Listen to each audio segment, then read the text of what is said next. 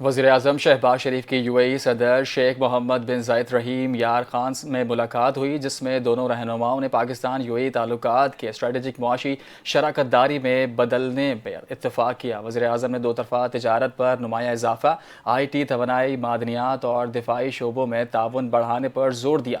शेख मोहम्मद बिन ज़ायद ने पाकिस्तान के हालिया दौरे व रवाबित में अहम संग मील करार दिया। वज़ीर-ए-आज़म ने यूएई के तरक्की और क़यादत की तारीफ़ की और कहा कि वहाँ मुकीम 21 लाख पाकिस्तानी दोनों ममालिक के दरमियान मजबूत पुल हैं। मुलाकात में खित्ते और आलमी उमूर पर भी तबादला ख्याल किया गया।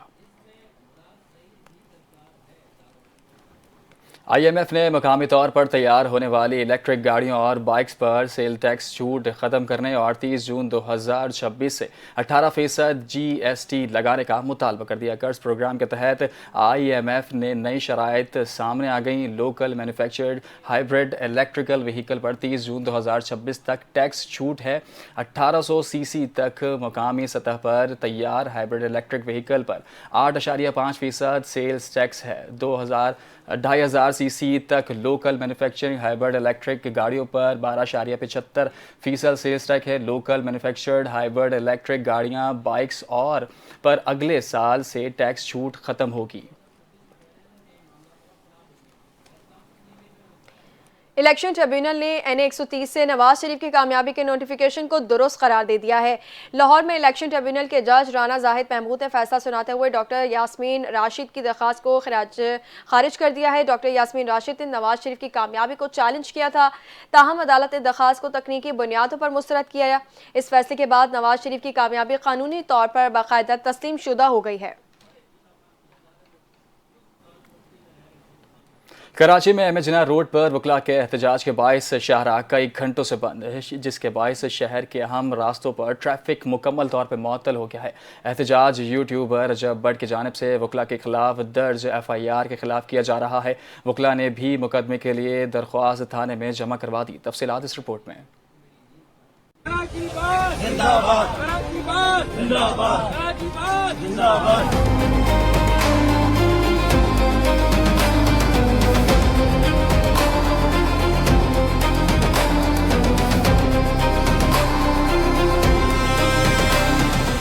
गुज़िश्ता रोज कराची बार में यूट्यूबर रजब भट्ट के साथ पेश आने वाले नाखुशगवार वाक़े पर रजब भट्ट के वकील ने FIR दर्ज कराई, जिस पर वकला बरादरी ने भी एहतजाज शुरू कर दिया। मुजाहिरीन ने MA जिन्ना रोड पर धरना दिया और FIR को फौरी तौर पर वापस लेने का मुतालबा किया।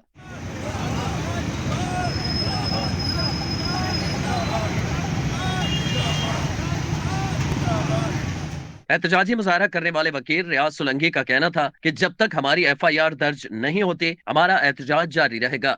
रजब भट्ट ने जो एक ये ड्रामा रचाया है, इस ड्रामे के पीछे जो उसने फेम हासिल करने के लिए हरकत की है, मैं फिर से कहूँगा तौहीन मजहब पर नो कॉम्प्रोमाइज, इसको एंड तक के इसको लेके चलेंगे। शुरुआत भी इन्होंने की, हमला भी इन्होंने किया, FIR भी इन्होंने करवाई है।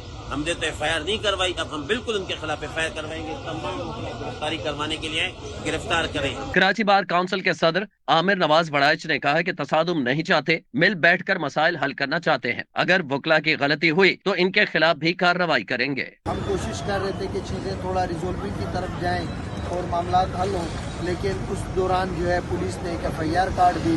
वो जो FIR दर्ज की पुलिस ने वो वन साइडेड FIR दर्ज कर दी, उन्होंने ना कि इंक्वायरी की ना कुछ और किया। अब हमारा कहना है कि सही आपने जो राइट बनता है आपने उसकी FIR काट दी, आप वकील की भी FIR काटें, क्योंकि अभी तक किसी के पास स्टार्टिंग पॉइंट की वीडियो नहीं है कि झगड़ा किस जगह पे और कैसे हुआ। रजब भट्ट के वकील बैरिस्टर मियां अली अशफाक ने आमिर नवाज बड़ाइश और रहमान कुराई की मसाइलती कोशिशों को मुस्बत करार दे दिया। MA जिन्ना रोड पर एहतजाज से ट्रैफिक की रवानी, एम्बुलेंसेज और दीगर हंगामी सर्विसेज भी मुतासिर हुई। रावलपिंडी बार एसोसिएशन के वकला के वफ्द की वज़ीर क़ानून और इंसाफ आज़म नज़ीर तारड़ से मुलाकात हुई। वकला की फलाह बहबूद, पेशा वराना माहौल की बेहतरी और कानूनी निज़ाम की मजबूती पर तफसीली बातचीत हुई। वफ्द ने मौजूदा हुकूमत की जानिब से वकला के मसाइल के हल और कानून और इंसाफ के निज़ाम को मजबूत बनाने के इक़दामात को सराहा।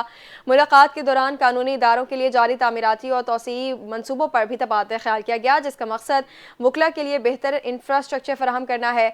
सेनेटर आज़म नज़ीर तारड़ ने वकला को यकीन दहानी कराई कि हुकूमत हुकूमत वकला बरादरी के मसाइल के हल, कानूनी इस्लाहात के फ़रोग़ और कानून की बालादस्ती के लिए बार एसोसिएशन के साथ करीबी राबता बरकरार रखेगी।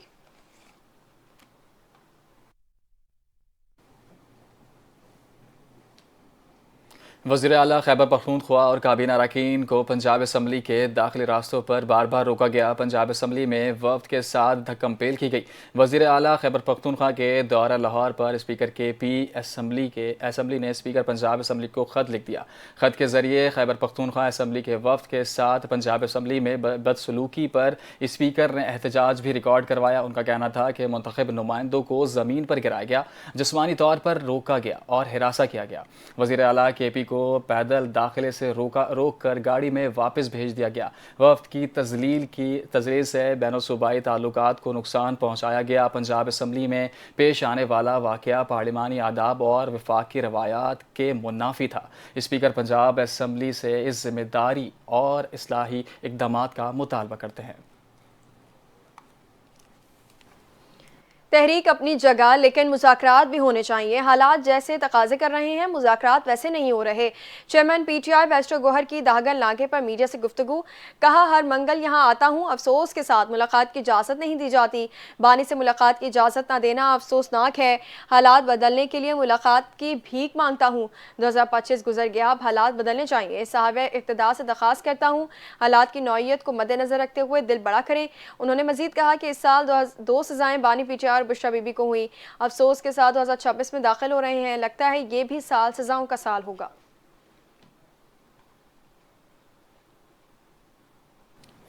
मेयर कराची कहते हैं, मेहरान टाउन में जहां गुज़िश्ता रोज़ बच्चा गिरा, वहां ढक्कन मौजूद था जो किसी ने साइड में रख दिया था। यूसी चेयरमैन को 1 लाख रुपए दिए, जिस यूसी में नीपा वाला वाकया हुआ, करोड़ों रुपए खर्च नहीं हुए। ऑपोजिशन लीडर काम नहीं करना चाहते तो घर चले जाएं। एक साहब लाहौर चले गए, लेकिन सीट छोड़ने पर तैयार नहीं है। मुर्तज़ा वहाब ने मजीद कहा, जो कॉन्ट्रैक्टर काम नहीं करेगा उसको अदायगियां नहीं करेंगे। पिछले दिनों एक सियासी जमात के फिक्स्ड के शख्स वहां गए थे, तस्वीरें बनाई उन्होंने कि मैंने सारे ढक्कन लगा दिए। अब आप कहते हैं कि कल आपने वीडियो बनाई है, वहां ढक्कन नहीं है। तो क्या वो साहब ढक्कन निकाल के ले गए? क्या मैं ढक्कन निकाल के ले गया? म्यूनिसिपल इंफ्रास्ट्रक्चर है, उसको लोग बाप का माल समझते हैं। कोई तोड़ देता है, कोई चोरी कर लेता है, कोई इसको लेके चले जाता है। हमें इस मामले को एड्रेस करने की जरूरत है कि जिस यूसी में ये वाकया हुआ है, उस यूसी चेयरमैन को क्या OGT शेयर मिला है? हाँ मिला है। इजाफी 1 लाख रुपए का जो मैंने ऐलान किया, क्या उसको इजाफी 1 लाख रुपए मिला? हाँ। 9 और 10 दिसंबर को ये पैसे डिसबर्स कर दिए गए। कि अगर यूसी को पैसे मिल रहे हैं और लाखों करोड़ों रुपए उस यूसी के अकाउंट में है, तो वो यूसी वालों को जवाब देना चाहिए। जो कॉन्ट्रैक्टर काम करेगा as per the specification, quality quantity को मद्देनजर रखते हुए उसके साथ काम करें। जो काम नहीं करेगा उसको ब्लैक लिस्ट करें। ये नहीं हो सकता कि KMC ब्लैकमेल हो। पंजाब हुकूमत की ट्रैक्टर स्कीम के पहले फेज़ में 50 से 75 हॉर्स पावर के 10,000 ट्रैक्टर्स काश्तकारों को फराहम कर दिए गए। दूसरे फेज़ में 75 से 85 हॉर्स पावर के 10,000 ट्रैक्टर्स की कुरानदाजी और फराहमी की जाएगी। हुकूमत हर हॉर्स पावर ट्रैक्टर्स पर 10 लाख रुपए सब्सिडी अदा करेगी। वज़ीर आला पंजाब ने ऐलान किया, स्कीम का तीसरा फेज़ जनवरी में शुरू होगा, जिसके तहत 100 से 120 हॉर्स पावर के ट्रैक्टर्स बिलासूद कर्ज पर फराहम किए जाएंगे। मरियम नवाज ने कहा कि काश्तकारों को ट्रैक्टर्स की फराहमी का मकसद मुआशी खुदमुख्तारी और ज़्यादा पैदावार है। हुकूमत फसल की बवाई में फ़रोख्त तक काश्तकारों को मुकम्मल सपोर्ट फराहम करेगी। जदीद ज़रई मशीनरी की फराहमी से पंजाब में काश्तकारी में तरक्की मुमकिन होगी। खोखले नारे के बजाय अमली तौर पर किसानों का सहारा बन रहे हैं। दूसरी जानिब पंजाब हुकूमत ने शोबा सेहत में नुमायां और तारीख़ी इक़दाम किए हैं। वज़ीर आला पंजाब मरियम नवाज जनवरी में सरगोदा कार्डियोलॉजी अस्पताल का इफ्तिताह करेंगी। वज़ीर इत्तलात पंजाब असमा बुखारी ने लाहौर में प्रेस कॉन्फ्रेंस करते हुए बताया कि सरगोदा कार्डियोलॉजी अस्पताल 85 कैनाल अराजी पर तामीर किया गया है और इसमें दिल के मरीजों के इलाज के लिए जदीद तिब्बी सहूलियात फराहम की गई हैं। यह अस्पताल सरगोदा और गिरदनवाह के अवाम के लिए एक बड़ा तोहफा साबित होगा। वज़ीर इत्तलात पंजाब ने मजीद बताया, लाहौर में एक जदीद कैंसर अस्पताल भी तामीर किया जा रहा है, जिससे सूबे भर के कैंसर के मरीज मुस्तफीद होंगे। पंजाब हुकूमत सेहत के शोबे को तरजीही बुनियादों पर बेहतर बना रही है ताकि आवाम को मयारी और बर वक्त इलाज की सहूलत फराहम की जा सके।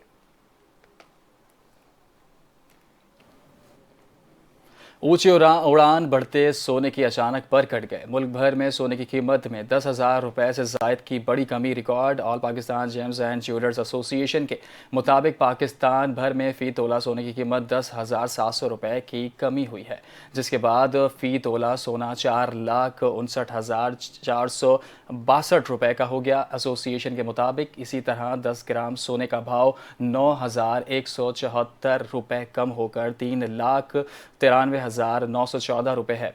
दूसरी जानिब आलमी बाजार में सोने का भाव $160 कम होकर $4,371 फी औंस है। कौमी एयरलाइन PIA ने बरतानवी ऑपरेशन में इजाफा करते हुए लंदन की परवाजें दोबारा शुरू करने का ऐलान कर दिया। PIA के मुताबिक इस्लामाबाद से लंदन के लिए परवाजें 29 मार्च से हफ्तावार 4 दिन ऑपरेट की जाएंगी। तर्जुमान PIA के मुताबिक ये परवाजें हेथ्रो एयरपोर्ट के जदीद तरीन टर्मिनल 4 से ऑपरेट होंगी और 6 साल के तवील वक्फे के बाद लंदन का रूट बहाल किया जा रहा है। लंदन PIA का सबसे पहला बैनुल-अक़वामी और इंतहाई पुरकशिश रूट रहा है। तर्जुमान ने मजीद कहा कि PIA पहले ही मानचेस्टर के लिए हफ्तावार 3 परवाजें ऑपरेट कर रहा है और लंदन ऑपरेशन की बहाली से बरतानिया में कौमी एयरलाइन की सर्विसेज मजीद बेहतर होंगी। कराची वालों के लिए अच्छी खबर। सिंध हुकूमत ने कल से कराची में डबल डेकर बसें चलाने का ऐलान कर दिया। सीनियर सूबाई वजीर शर्जील इनाम मेमन का कहना है कि डबल डेकर बस शहर के ट्रैफिक के मसले को कम करेगी और मददगार साबित होगी। वज़ीर आला सिंध और पीपल्स पार्टी की क़यादत ने हिदायत दी कि ट्रांसपोर्ट मनसूबों की कारकर्दगी को मज़ीद बेहतर बनाया जाएगा। रिपोर्ट कर रहे हैं परवेज़ वलैदी। ऑरेंज लाइन BRT मनसूबे का इफ्तिताह सीनियर वजीर शर्जील इनाम मेमन ने कर दिया। औरंगी से नुमाइश तक का ये नया रूट ग्रीन लाइन से जुड़ गया है, जिससे अब शहरियों को सिर्फ एक ही किराए पर पूरा सफर करने की सहूलत मैसर आएगी। शर्जील इनाम मेमन का कहना था कि अब रोजाना 1 लाख अफराद को इस मनसूबे के जरिए सफर की सहूलत मिलेगी। इस मनसूबे की बदौलत शहरियों को दोहरे किराए अदा करने की जरूरत नहीं पड़ेगी। कल से कराची में डबल डेकर बसें चलाई जाएंगी। कल हम शुरू करने जा रहे हैं कराची के शहरियों के लिए डबल डेकर बसेस। तो नए साल की शुरुआत में ही पाकिस्तान पीपल्स पार्टी की हुकूमत सिंध की जानिब से पीपल्स पार्टी की लीडरशिप के अहकामात पर जो है वो पीपल्स बस सर्विस की ही एक नया जो इसका ऑप्शन है, हम जिसमें डबल डेकर बसेस कराची में चलाने जा रहे हैं, वो कल से सर्विस शुरू हो जाएगी। शर्जील इनाम मेमन का कहना था कि सिंध पुलिस और खुफिया इदारों ने बड़ी और अहम कार्रवाइयां करते हुए गैर मुल्की फंडिंग पर काम करने वाले अनासर को बेनकाब किया है, जिन्होंने मासूम बच्चों को इस्तेमाल करके शहरियों की जानों को खतरे में डाला। शर्जील इनाम मेमन ने वालिदैन से अपील की है कि वो अपने बच्चों की सरगर्मियों पर नजर रखें। देखिए जी, सिंध पुलिस ने बहुत अच्छी कार्रवाई की कि हमारे खुफिया इदारों की मदद से कल जो है इस लड़की, एक बच्ची जिसको दहशत गर्दों ने, मुल्क दुश्मन अनासर ने, पाकिस्तान के दुश्मन लोगों ने और गैर मुल्की फंडिंग पे पलने वाली कुछ बैंड आउटफिट्स ने जो है उस मासूम बच्ची को सहारा बनाया। सोशल मीडिया के ज़रिए उसके दिमाग में वो सीडिंग की गई, उसको राग़िब किया गया। जितने भी पेरेंट्स हैं, वालिदैन हैं, बराए मेहरबानी अपने बच्चों की इन एक्टिविटीज़ पे, सोशल मीडिया की एक्टिविटीज़ हो या उनके मेल मिलाप किससे मिल रहे हैं, मोहल्लों में किससे मिल रहे हैं, उनके दोस्त क्या हैं, वो उन वालिदैन की जिम्मेदारी है कि उसका खुसूसी तौर पर उसको ख्याल करें। शर्जील इनाम मेमन ने समाजी अदम बर्दाश्त और तशद्दुद की मजम्मत करते हुए कहा कि ज़ाती तनाज़ात को कबायली झगड़ों का नाम देना गलत है और कानून ऐसे वाक़यात पर